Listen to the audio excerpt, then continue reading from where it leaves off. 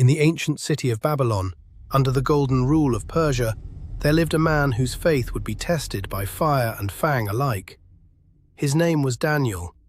He had risen through the ranks of empire, not by cunning, not by treachery, but by the sheer force of his integrity.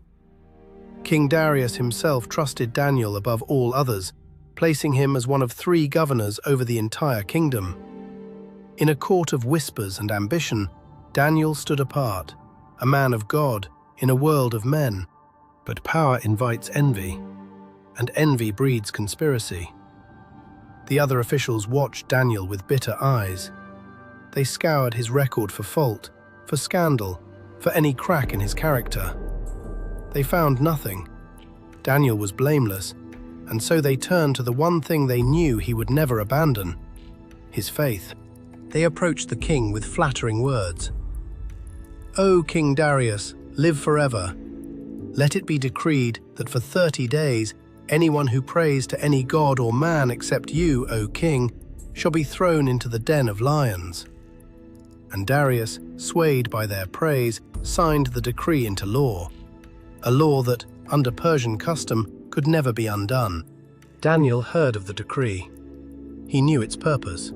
He understood exactly what it would cost him.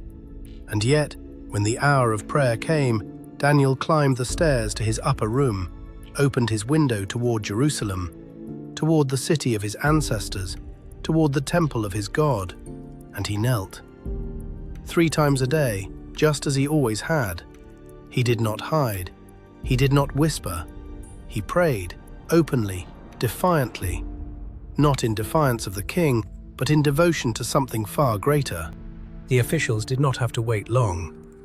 They found Daniel on his knees, his voice lifted in prayer, and they rushed to the king. "Did you not sign a decree, O king, that any man who prays to anyone other than you shall be cast into the lion's den?" Darius felt the blood drain from his face. He knew. He had been trapped by his own law.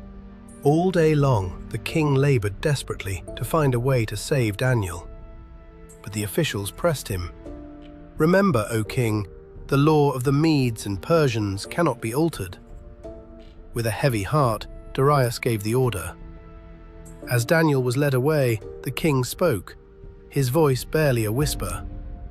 "May your God, whom you serve continually, deliver you." The stone was rolled over the mouth of the den. Darkness swallowed Daniel whole. Below, in the cold pit, shapes moved in the shadows.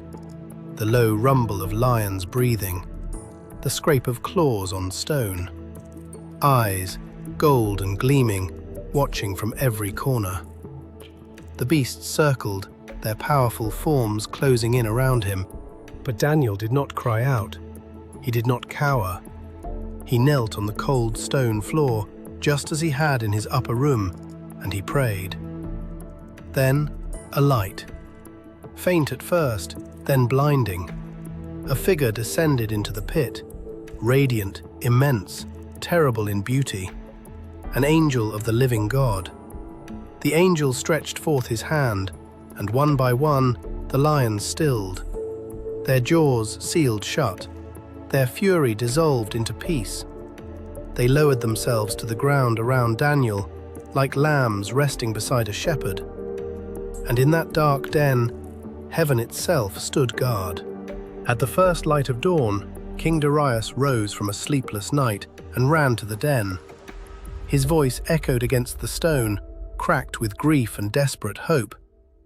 "Daniel, servant of the living God, has your God been able to save you from the lions?"